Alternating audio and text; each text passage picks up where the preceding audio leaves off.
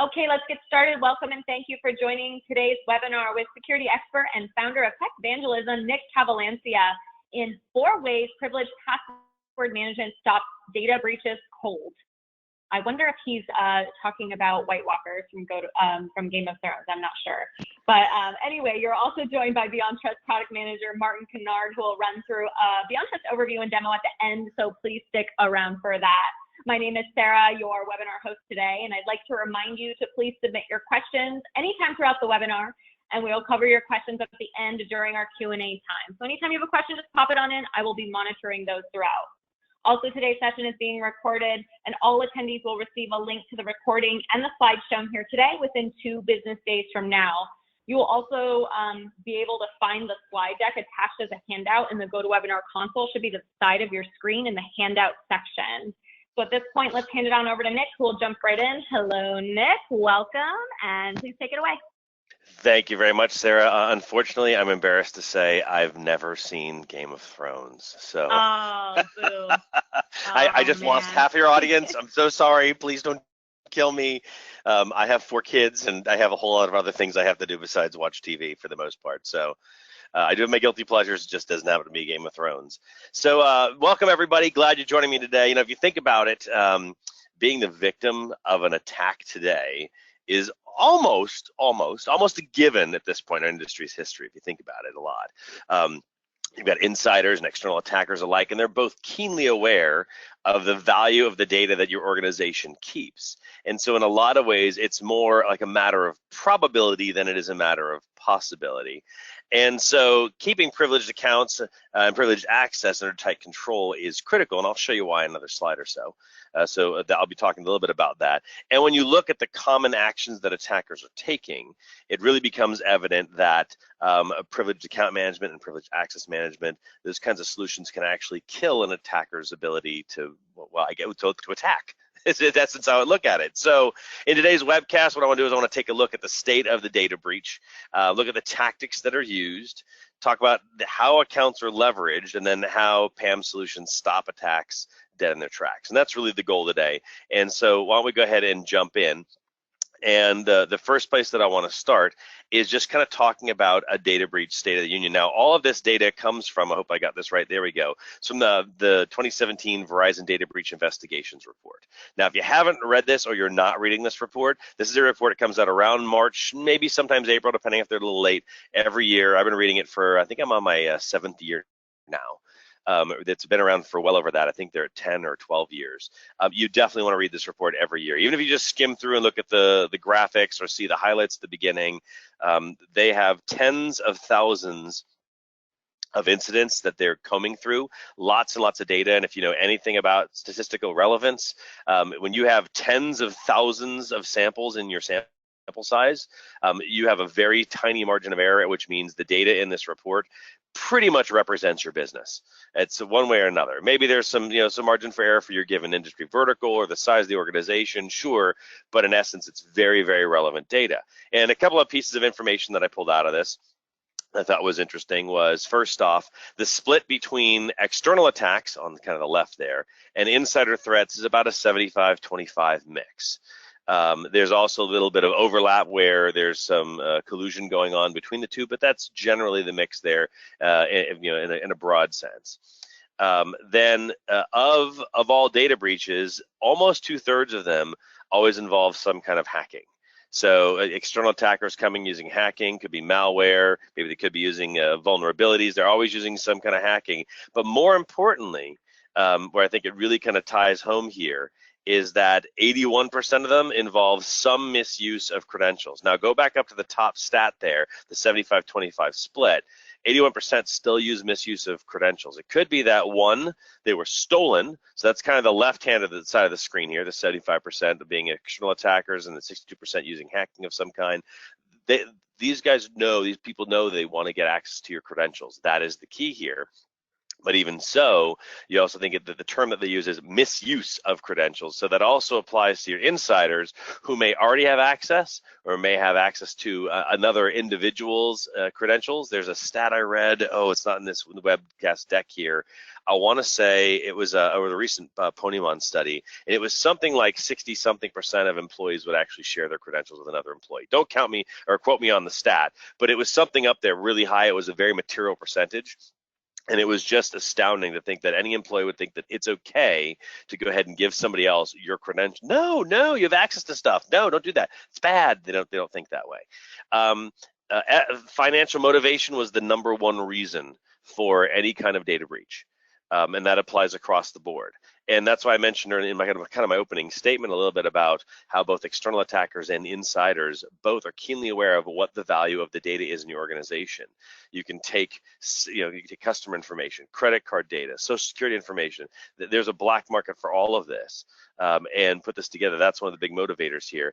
And then in cases where there's misuse of credentials as part of the data breach, it typically takes months or longer. That's the majority. I didn't get an actual stat because it was one of the comments that was made kind of in passing within the data breach report. But for any time when there's a misuse of privileges, it takes for the most part months or longer to detect that breach. So kind of keep that in mind, that when these kinds of things happen within your organization. Oh, and by the way, the #1 way that that companies are notified that they had a breach, it's something external. It's someone saying, for example, my credit card data was misused, and the only place they used that card, that's a brand new card, was at your company. That kind of thing. It's all very external. I'll give you a real life example of a data breach, very small data breach, but data breach nonetheless, and how it happened. It happened in West Palm Beach, Florida. I'm from Fort Lauderdale, so just up the road from me a little bit. And there was a woman that worked for the payroll department for one of the government agencies. And what she had done was she had been taking screenshots and printing out screenshots, so kind of old school here a little bit, of employees' social security numbers and their information and addresses and all that. And what she was doing as part of her deal was she was selling them, or was in collusion with somebody who is a little farther up north in Jacksonville, which is almost all the way up the state. By car, it's 5.5 hours. So they were going to send it there. And they decided to go to a UPS store and send it overnight, the next day air. Not sure why. Maybe they're not very bright. They could have just stuck it in the mail, would have gotten there tomorrow. Anyways, but they decided next day air at a UPS store.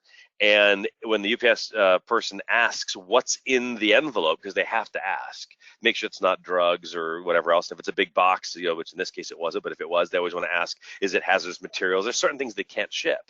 UPS doesn't allow them, and there's federal regulations. So they asked what's in there, and I guess they didn't like the answer. And so when the lady left or whatnot, they went ahead and opened the envelope, and they saw all these social security numbers of different employees, and they called the sheriff's office.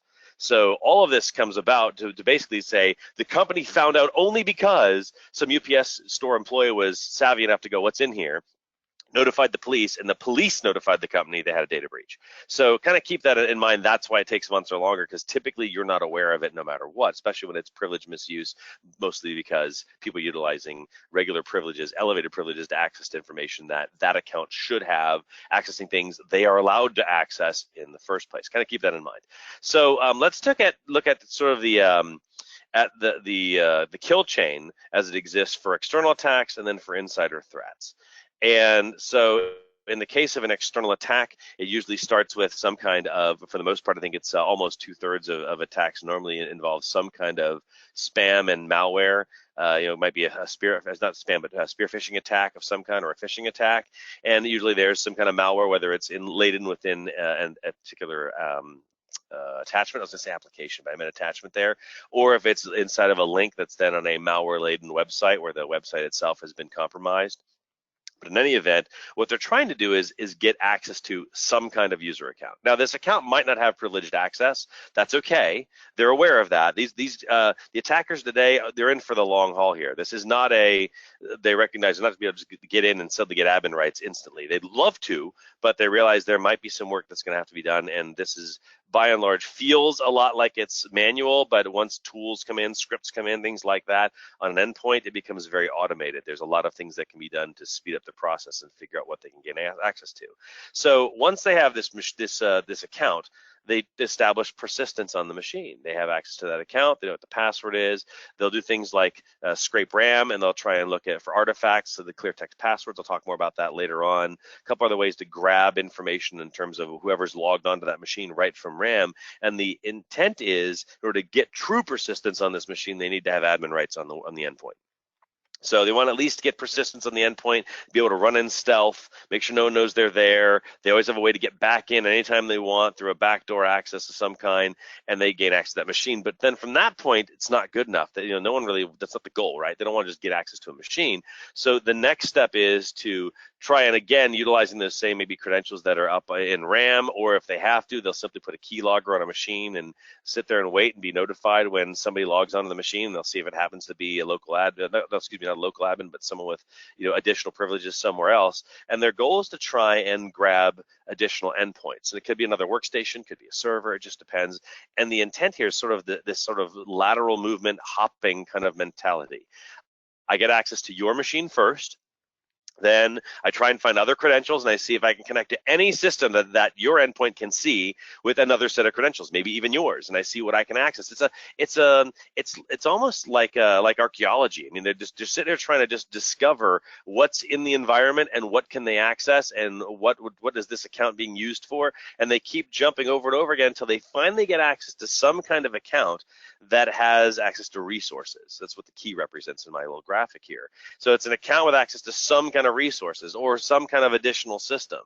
And ultimately, though, if they can, the goal is to get some kind of rights within Active Directory. And I put a little castle here, sort of like, it's the master of your domain, if you remember the old Seinfeld episodes. But it's to be the master of the domain, to have access to some kind of access overall within Active Directory, where they can gain even more persistence by creating all kinds of bogus accounts. So then they have lots of ways of accessing your network, things like that. And even trying to gain from there access to who knows what. And here's what I mean, because you can take this level of access in Active Directory and give yourself, let's say, local administrative rights on any kind of server through group policies, as an example. There's lots of local rights that give elevated permissions on a given server. Now I can take an admin account, even in Active Directory, give myself access on a workstation or a server that has access to data, and then log in with that presumably bogus account, and log in there, and then gain access to resources. So there's a whole kind of kill chain and a process that they're following. And by and large, they continue to follow this process. There's nothing new under the sun here. Insider threats looks not exactly similar, because it's normally an insider. But here's the thing to keep in mind, that at some point, if I kind of go back here for a second, at some point when they gain access to this person over here towards the right with the key, someone with access to resources, they are now pretending to be an insider. So eventually, every external attack will look like an insider attack at some point. I think that through a little bit, it makes perfect sense. But if we're talking about a true insider threat, an actual person that works at your organization, we have our inside attack kill chain, if you will. And we start off with, our Joe user of some kind, Joe or Jane user. They're just a user. They have access to stuff that might be very important, might be not so important. It just sort of depends.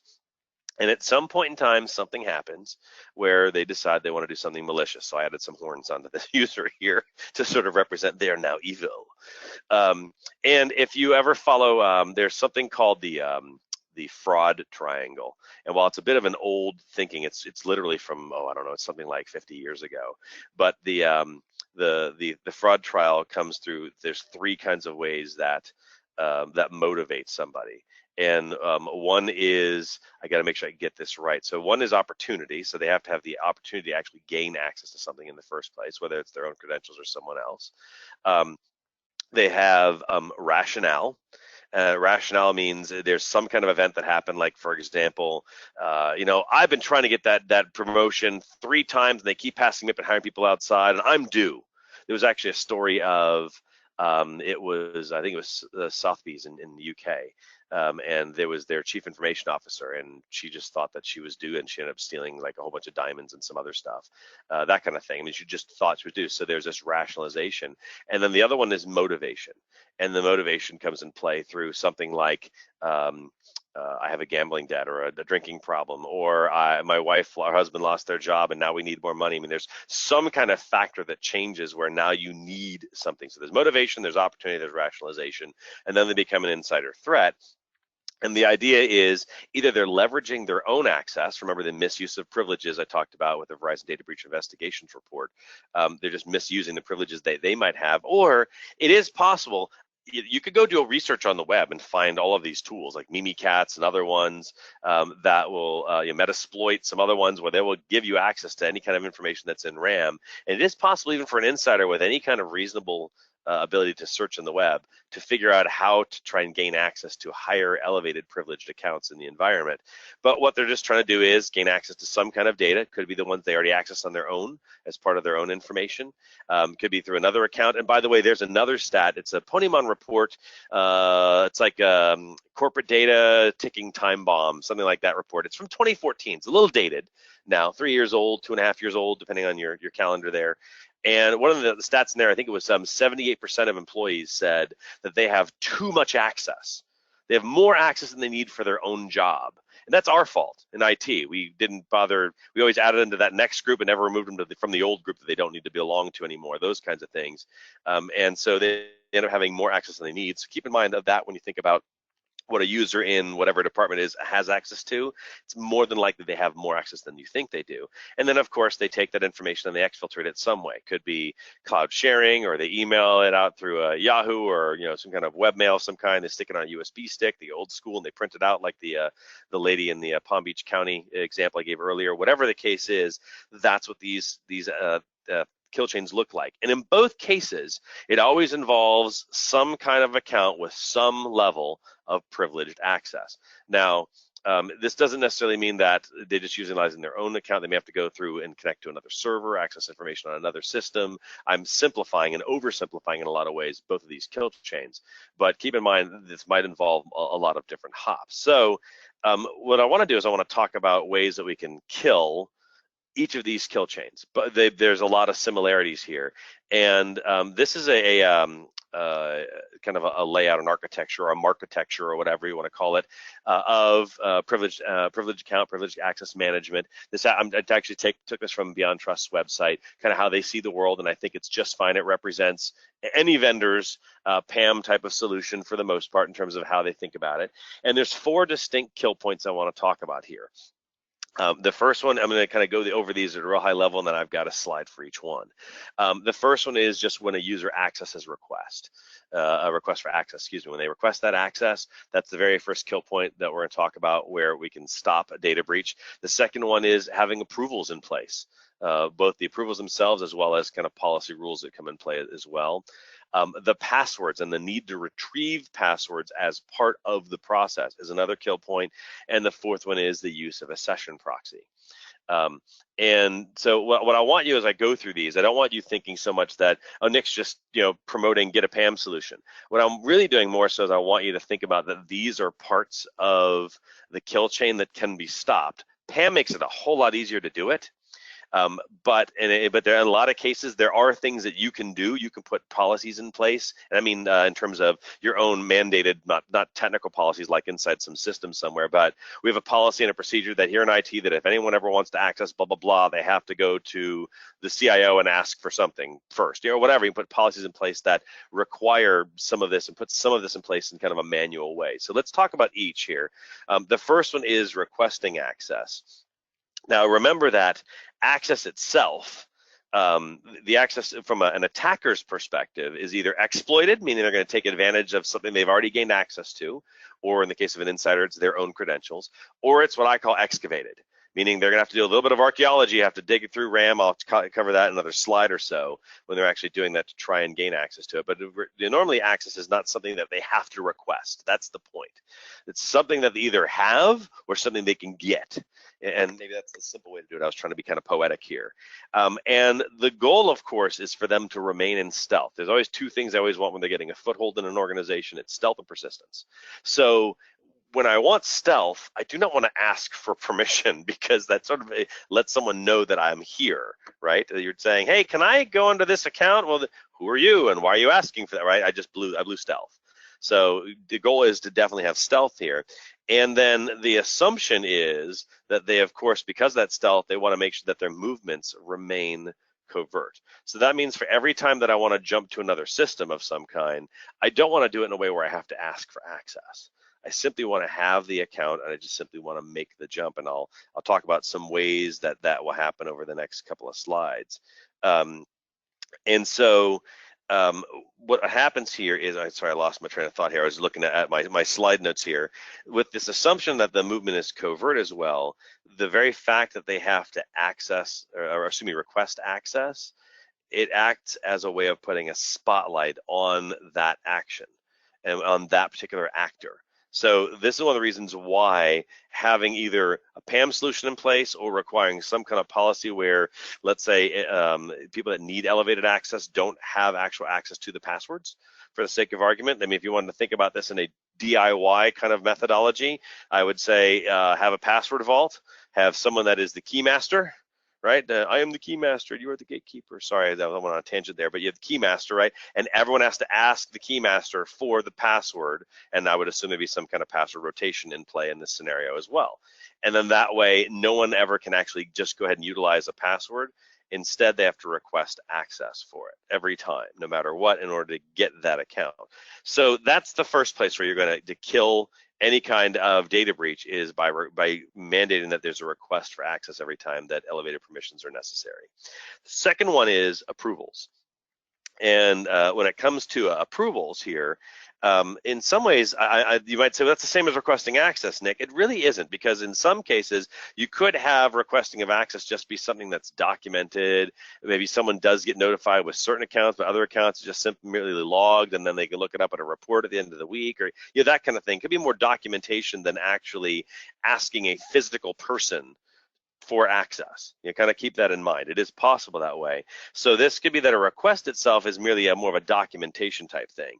And so approvals, though, require, I put human interaction, and as I was thinking about this beforehand, this is actually not exactly true. The approvals could either require human interaction or could require some level of automation that are going to be checking to see like where you're coming from, what account are you asking for, is it out of the norm for hours, things like that. So there could be some policies in play here that whether it's human interaction based policies, where just in order for, if someone asks, that you have to go check and see when's the last time it was checked out, and then what time of day is it, and day of week. You can put manual policies in place so that the person doing approvals can do some checks and balances themselves. Seems like a lot of work. I don't know if anyone actually would do that. So I'm really leaning more towards approvals being things where it's more automated, where a human still has to be involved. So if I want to get access, and let's say Sarah, who you heard from at the beginning of our presentation today, Sarah might be my peer. And so maybe Sarah has to prove that I can get access, or maybe Sarah's my boss and Sarah has to prove that I can have access. In any way, shape, or form, what it's doing is it creates sort of a sense of alerting by someone else having to be made known that the access is being requested, and a level of accountability because a second person is going to have to approve it. And so there's accountability in the process. Yes, there could be collusion. Totally get it. Some of you, hopefully you're already there with me. Yes, you could have an insider and an external, insider and outside threat working together. The outsider comes in, they ask the insider for approval. So the insider goes, oh, gee, I didn't know, and they're in collusion. Yeah, it's possible. And that's where there's other layers that come into play as well. But it does create some level of accountability. And in essence, the access, like with the requesting of access, you have that spotlight a little bit where the access request, it can't go unnoticed because someone has to approve. In the case of, again, the DIY, go back to the key master and a data vault, the key master has to approve the access request. So they'll be looking for things like, is it coming from the right email address? Or if they sent a text, or they're calling, or is that out of the norm for that person? I mean, things like that, there's at least some human level of element. So even if you're doing it yourself, having some kind of privileged access management, even if what that means is, again, you have some kind of data vault, or let's go all the way back to totally manual. You have an Excel spreadsheet and the key master rotates the password every time somebody checks it in. I mean, you could have something ludicrous like that. Seems just better and far more cost effective and lower total cost of ownership to buy a solution, but you could. But even so, in a DIY kind of fashion, you can still have this layer here to kill data breaches. The next one is password rotation. I put it on that sort of architecture slide. I put it under where there's a password vault of some kind, and it wasn't so much that the passwords are stored as much as that the passwords are rotated. Now, there's an assumption here that I have that there is a level of least privilege implemented within your environment, so that requires request for access requires approvals. And that they themselves, the users that are asking for this, don't have any elevated sets of privileges. They're going to have to go through the process of obtaining a password. And when you have password rotation in place, that means, of course, in a perfect world, after anybody uses password, the password for user X, the password is automatically rotated to a new password that person doesn't know who just utilized it.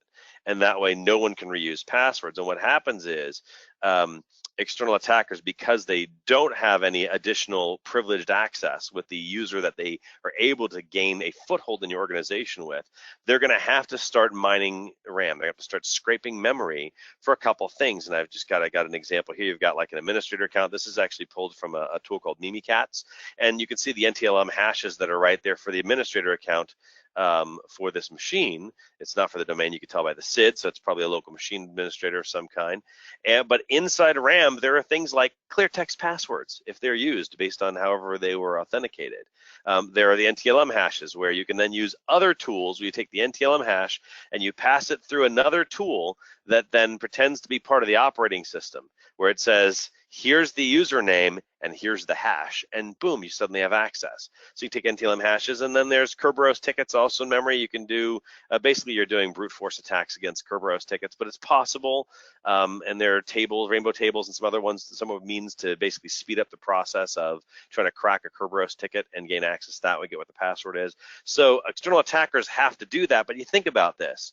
When you have these artifacts in memory, I'm kind of pointing at the thing on the right-hand side of the screen here, you have these artifacts, then I call them artifacts.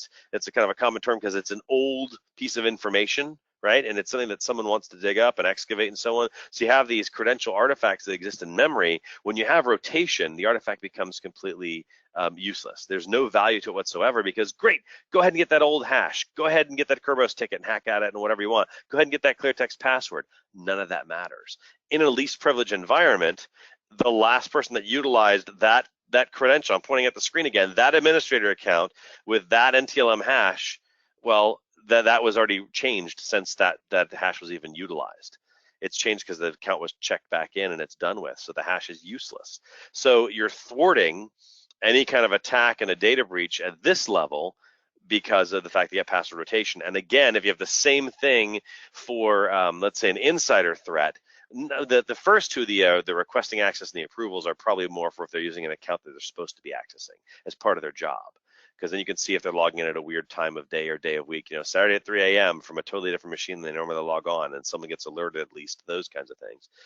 But password rotation comes into play if they're trying to leverage some of the same tactics that external attackers use to get access to some other kind of privileged account. And then the fourth and final one that I've got here is the idea of a session proxy. Now, if you don't have a PAM solution in play, this one is really kind of tough to do in a DIY. I'll give you an example of what you can do in a second here. But what happens with a session proxy with some PAM solutions is something like this. Rather than actually giving you just, okay, here's the ID and password, go ahead, use it however you want. Instead, what you're really doing is you're asking to access, for example, that server right over there with the administrator account, just for the sake of argument. And then based on a set of policies and approvals and those kind of things, you're granted access to the administrator account on system X, as the case might be.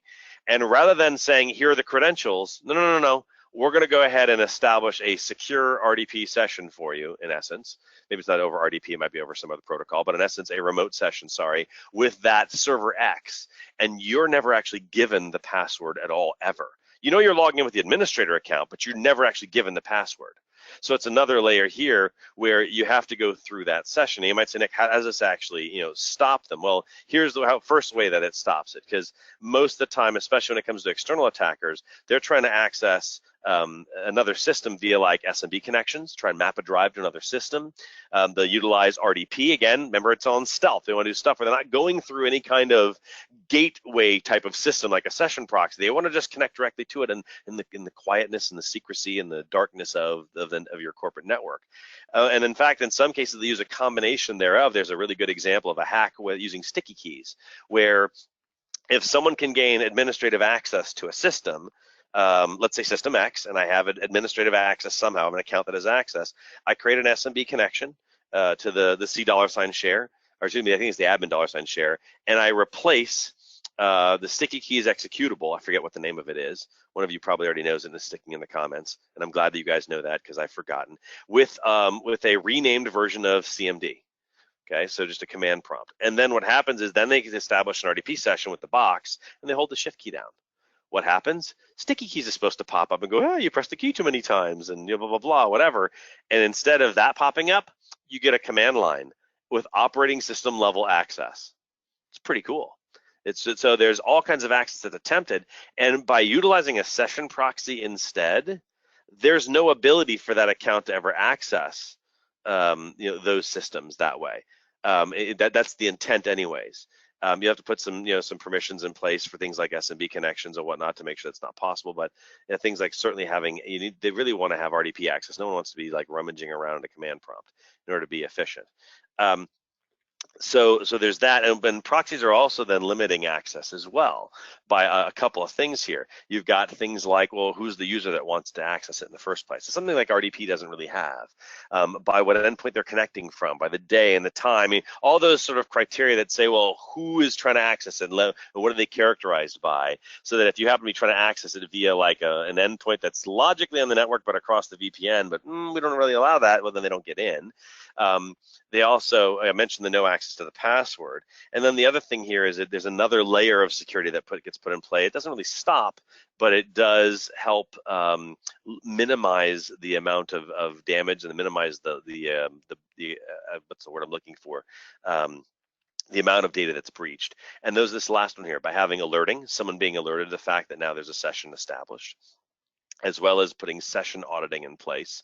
And the thing I love about session auditing and this is like doing screen captures, so you can replay back what they're doing and that sort of thing.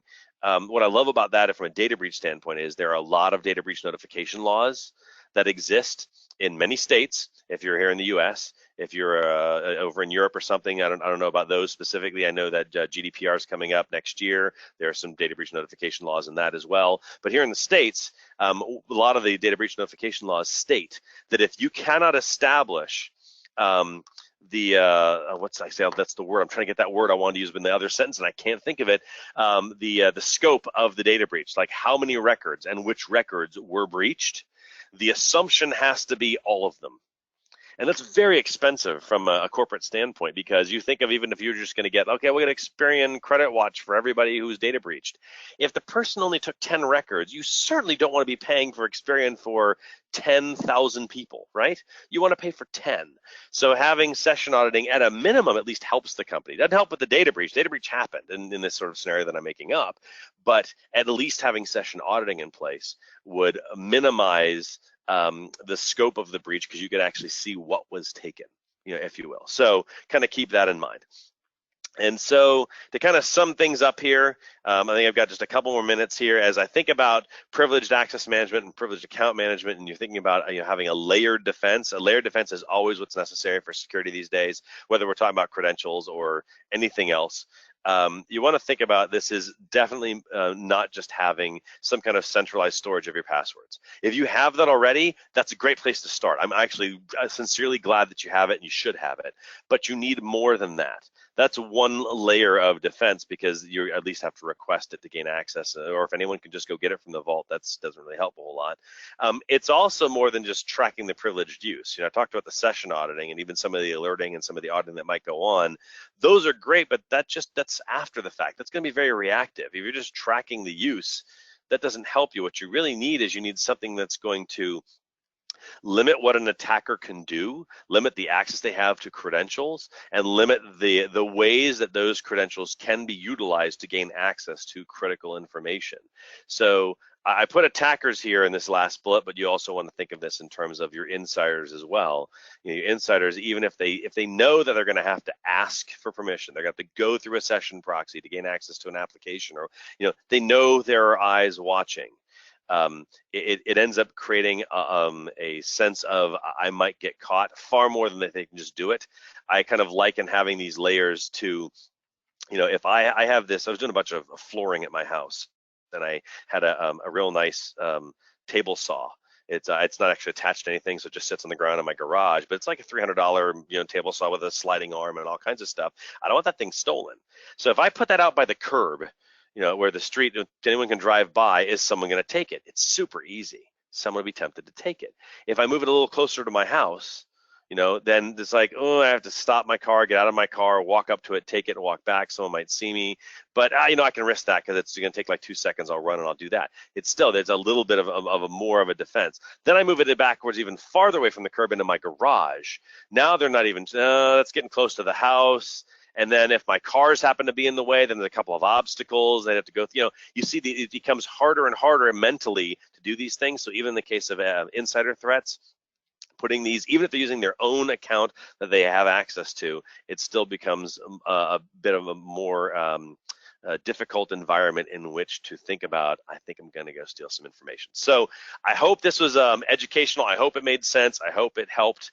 I try to make sure I'm giving enough to you on sort of the DIY side, to know that not everyone here has a solution or is going to buy one tomorrow. So there's still something you can do, but certainly having a solution in place is going to be a good place to be. So with that, I'm going to hand things over to Martin.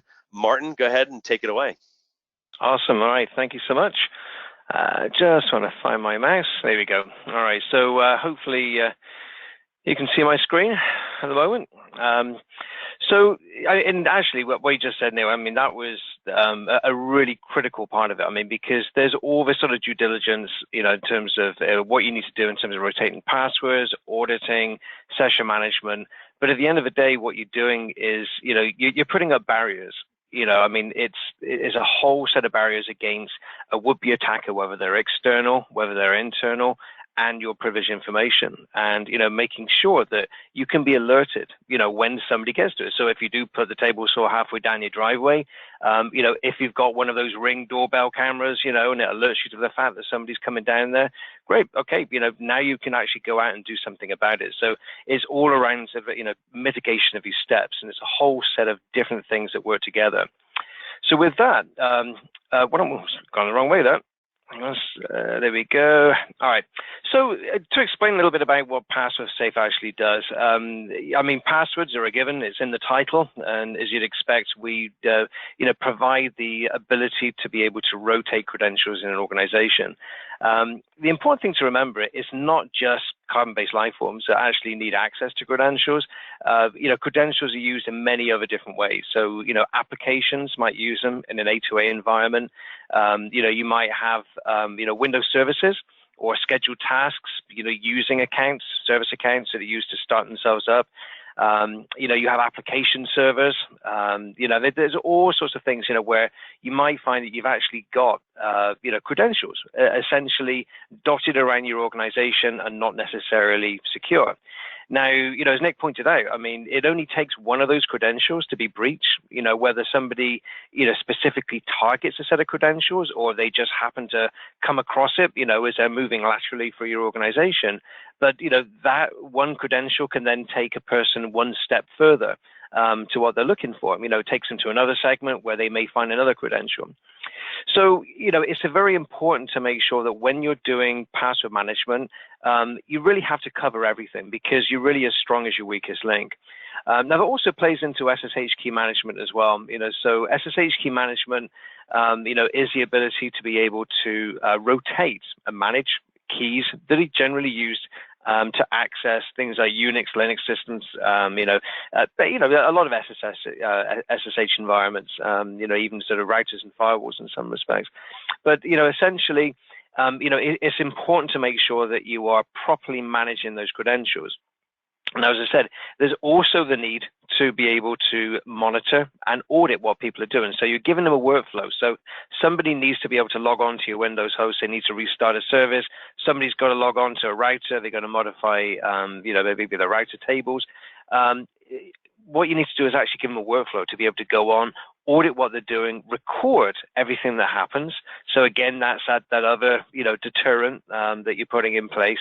And then that way, if something does happen, you get a breach, or, your SOC detects, an alert from your SIM that something unusual has happened, you can go in and you can actually get to the root cause of the issue and see exactly what went on.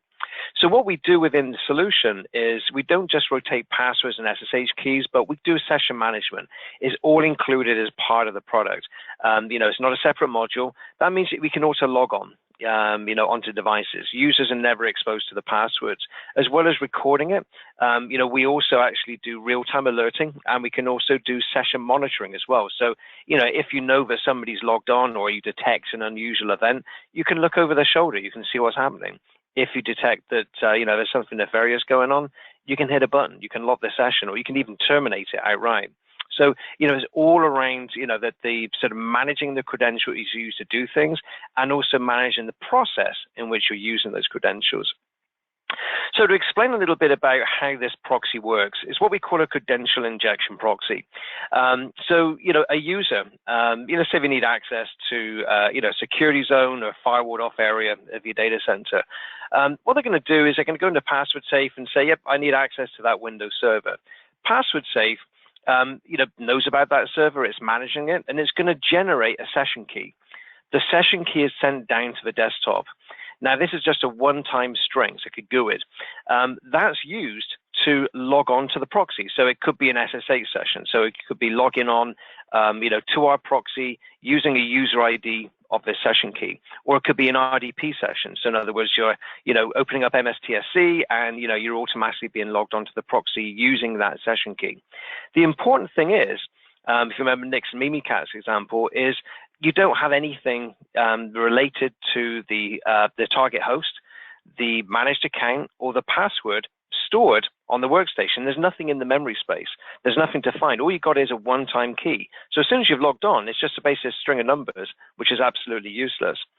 Now, what happens is when you've connected through to the proxy then makes an internal connection to the resource. So it's basically sitting in the middle of that data stream. Now, what that means is we're able to manipulate what happens. So we can do, command blocking, if you want to do command blocking, what people are doing. It also allows us to be able to audit every single thing a user does. And that, doesn't just extend to things like keystrokes, standard in, standard out, but we can even detect and monitor individual mouse clicks. I mean, everything that a user does in an interface. And this is all data that's actually searchable. Now, an example of that, is what we have here. So this is an example of, like a replay session screen, for a Windows host. So as you can see that everything that a user does, everything they click on, is actually brought up. This is something that you can then search, not just within the session, but, globally. So you can actually filter a list of sessions, and through that sessions, you could say, okay, I want to know, all the sessions where somebody's opened up MMC. Or, they type this particular command in.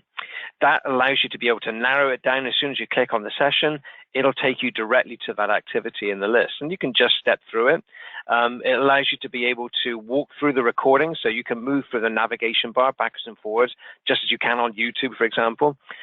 You've got the ability to snapshot activity if you want to quickly create a JPEG of what's going on, with identifiable information that you can then use an email train, to see what's going on.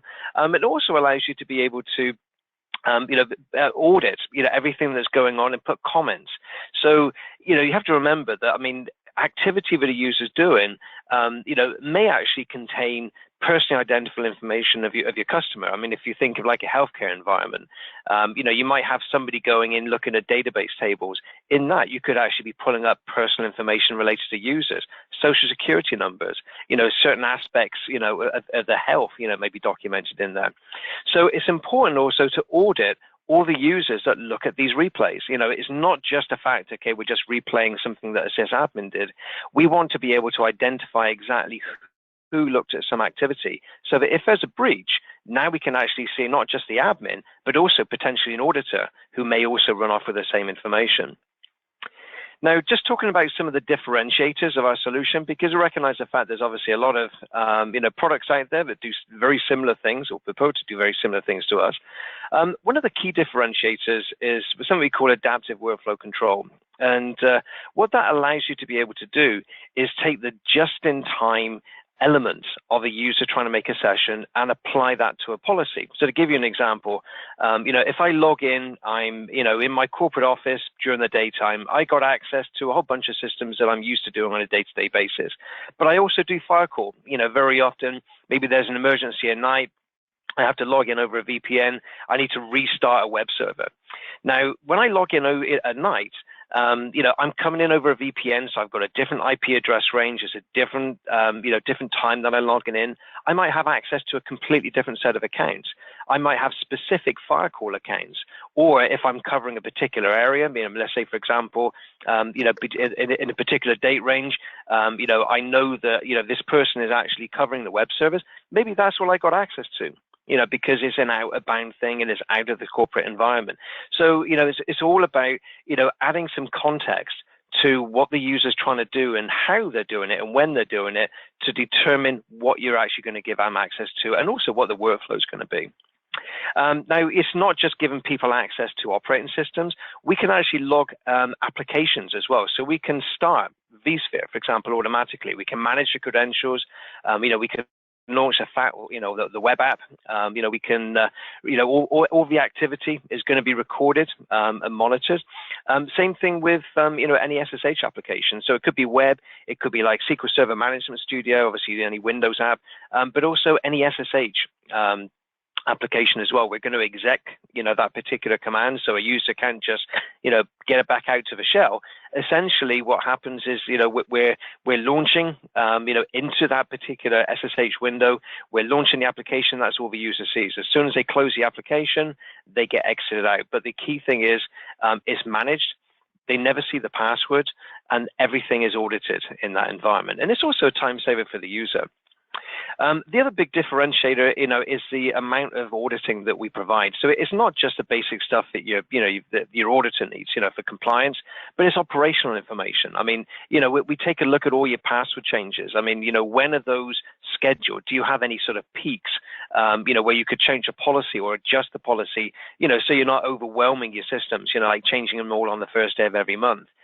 We allow you to evaluate all of, the way that your rules are used, within a given set of systems. And then obviously, monitoring system access, user access. And we actually have a scanner that goes out that can scan your entire environment. Even if you're not managing the passwords for endpoints, we can scan it. We can tell you when the passwords last changed, what the privilege is, who last logged onto it, is it set to expire? This allows you to be able to identify things like backdoor accounts and really just look at that security posture of the environment. So I can actually then see, well, what's my low-hanging fruit? What should I be fixing first based upon what I've scanned? Now, the threat analytics adds to that because it adds some context, to all of the Beyond Trust products, whether it's our vulnerability products, our PAM least privileged products, or indeed our password management. But it takes all of these things together and it allows you to be able to apply threat indexes. We're not trying to be a SIM. I mean, we play nicely with, everything that's out there, whether it's QRadar, Splunk, Sentinel, I mean, you name a SIM. But the thing is we're able to provide some context. So we can take a look at all of the information that's happening and we can allow you to be able to drill down. So it allows you to bubble up and see what's important. Bottom line, it's really the adaptive workflow control. We have that network scanning built in.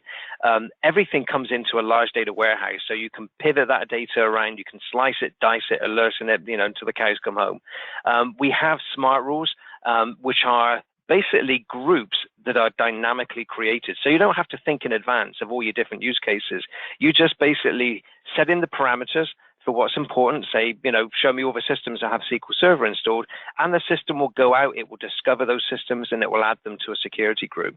So, as I say, it's at lower cost of ROI, and also, making sure that you've actually got something there where you're not going to sort of have anything sort of going through the cracks. The key thing about it is as well is, all of these features that I mentioned here are all available in the product. There's no additional cost. We're not charging you for additional modules. You don't have to pay for professional services to come out and install stuff. Everything is in there. It's included within the price. And then lastly, it's the interface. And I'm actually getting, it's one of the things I'm going to lead off on in a sec when I'm going to show you the product. But, one of the key things with any PAM solution that you're going to put in is it has to be easy to use. Because ultimately, if your end user actually perceives this as an inconvenience, then they're going to push back against it. They're not going to use it properly. You need your end users to embrace whatever solution you're going to put in place to make sure that your project is a success. Because, as much as anything else, it may tick all your security boxes, but if it's unusable for the end user, you're off to a really hard start. So, and it's not just, I can talk until my ears fall off, about how good we are, but the analysts as well also think so too. So they really rate us, the highest out of all the vendors in this space. So we've got a lot of accolades, and certainly I'd definitely recommend you taking a look at our website to read all of these in a little bit more detail. So with that, let me just take you through a couple of use cases, about how the system works. So the first thing, that we have the ability to be able to do, and oops, I got to go back because I seem to have lost my mouse. Where's my mouse gone? Come on, mouse. There we go. So, one of the things I said is like when you get a lot of solutions out there, is they try to drive you down a single path. So, in other words, your end users might be forced to use a web interface to do everything that they're doing. They're used to normally using tools like Microsoft Remote Desktop Connection Manager. It could be the, Devolutions tool, or, it could be, mRemote NG. There's lots of different tools out there. So what we do is through a system we call Direct Connect, we allow you to be able to directly access the system. So if I want to open up the Admin02 account on the SQL box, I just basically open that shortcut, within my favorite tool. What that does is that goes through the proxy that you saw earlier in the diagram, and that's logged me onto this endpoint. So the key thing is here is now I'm actually logged on, I'm doing my work as I should, but the important thing is an administrator can come along and they can actually see what's happening. So in this case, let's say, for example, the first one we got here, if I want to monitor what's happening, an administrator can actually see everything that's going on. So you see, if I go in here and I move things around, everything is being mirrored. So, let's say, for example, I'm doing something nefarious. Now, ordinarily, with a lot of systems out there, they just have a terminate option. Now, the problem with that is, but what if I'm doing something legitimate? What if I'm not doing something bad, but it's just the person who's actually viewing it doesn't understand what I'm doing? So what we allow you to be able to do is to lock the session. Now, what that means is I haven't killed it. It's still running. I've just stopped the user's ability to be able to interact with it.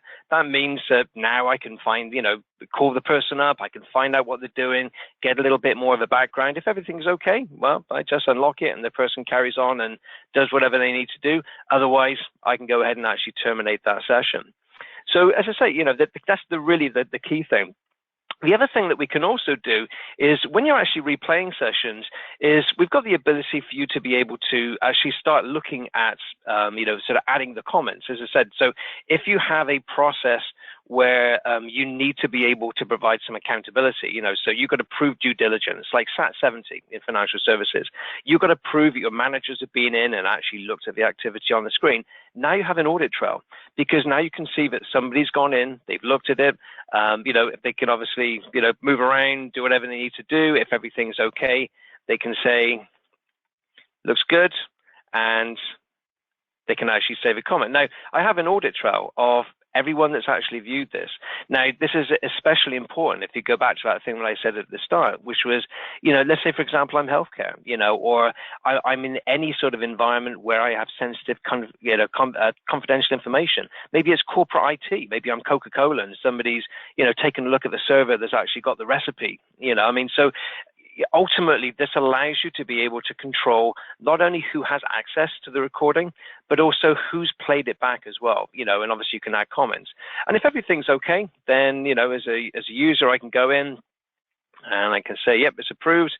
I can mark it as reviews. And now, the review column says it's yes. And now if I got a workflow mechanism, a reviewer can just go in and they know exactly what they have to look at. So like I say, it's passive management, but the passive management and the session management combine very nicely in order to be able to meet a lot of these use cases. So that's really the overview I want to give to you. I want to pass it back over to Sarah now just to run the poll, and then we'll take some Q&A. Perfect. Thank you so much, Martin. Okay, guys, let's jump into our last poll. We would love to help you with your privileged access or even your vulnerability management needs. Would you be interested in engaging with one of our security experts further? We would love to chat with you or take you through a more thorough one-on-one demo of PowerBroker or Retina. So let us know, select yes if you'd like. If you do select yes, somebody will be in contact with you to set up that demo or conversation. I'm going to leave this up. Let's dive into questions. Martin, I had one come in for you just recently, so let's go ahead and jump into that. So Martin, can you follow a user or login no matter what device, computer, servers, etc.? So if someone hacks and moves throughout the network on different devices, can you easily see what that person or login has done? So what we're doing is, so I mean, it depends on how the user's getting in. So it's not this product, but we also have you know, our endpoint products, you know, our least privileged products, which are agent-based, so that they'll actually live on those hosts. Now, you know, in that sort of scenario, when you've got a person that's moving laterally, they may not be going through a process, a workflow process, you know, such as this. They wouldn't necessarily be going through password safe. No, but what you can do is, because all of that information comes back into one data warehouse, you are able to correlate that information together and actually then start to build up a pattern of, you know, here's some activity on this machine. Now we can see activity on this machine. It came from there, and basically sort of build up that pattern. You know, through just password safe alone, what the benefit is you're not leaving around the credentials on the systems in the first place, or having insiders knowing what the passwords are to be able to get to that point. So, you know, if you're at the point where you've got someone moving around in your network, you've got a bigger problem. I mean, what we're hoping to do with password safe is actually, you know, prevent them from getting there in the first place. Martin, does system need, this might be Power Broker, does Power Broker need to be installed in separate AD forests, that servers that are under control? I'm not sure. I don't know. Yeah, no, I know the question. So what they're saying is, like, you know, through an installation, can we handle multiple forests and domains? I mean, I believe that's probably what it is. But I mean, the answer is yes. So there's a single install of password safe, and actually, when I say install, it's an appliance. You know, you just take it out, you rack it, stack it, and away you go. That will support multiple forests and domains. Okay, Nick, we had one coming for you. What measures are good to kill access before a request is even made? Oh, that's a good question. Okay. On the insiders, that's really kind of tough, because if they're using their own credentials, you know, they're just using their own credentials. There's nothing before that. On the external attackers, there's a couple of things that you can do. You can do things like, I would start with as something that protects against phishing attacks. And there's a lot of different ways you protect against phishing attacks. Everything from checking links, checking attachments, utilizing virtual sandboxes that detonate the attachments.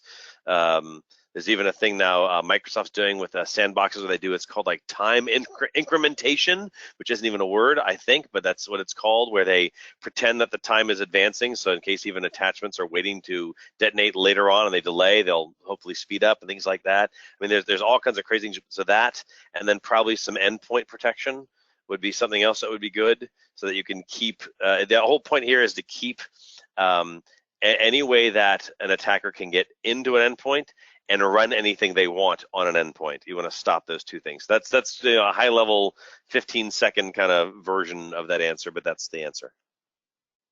One more for Martin here, just came in. So how would password safe be used with privileged Active Directory accounts, not local built-in accounts?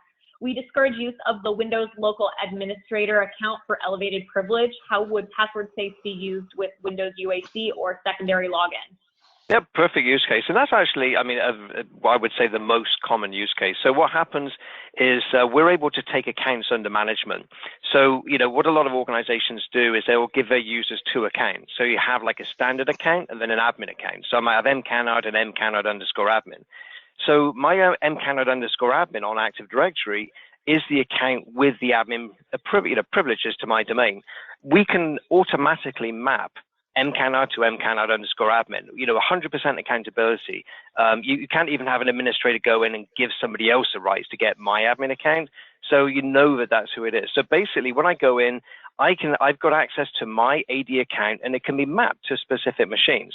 So in other words, I can go on, I can access machine XYZ, open up Exchange Manager, I can go in somewhere else, open up ADUC, all using my AD credentials, my managed AD credentials, but I can't do it outside of the system. So that's a really, really common use case, and we're very, very well geared up for that.